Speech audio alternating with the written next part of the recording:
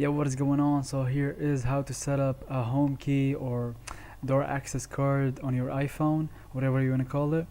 So first you're gonna check compatibility. Make sure you have iPhone SE second generation or later, iPhone XS or XR with iOS 16 or later, iPhone 11 or newer. So if you have these with the iOS 16 or later, you should be good to go. After that, you're gonna download the Smart Locks app. If you haven't already downloaded the app associated with your smart lock from the App Store, this will be essential for managing your lock and integrating with your iPhone. So yeah, like if you get the smart lock, it should have a QR code and like an application with it, so make sure to download it.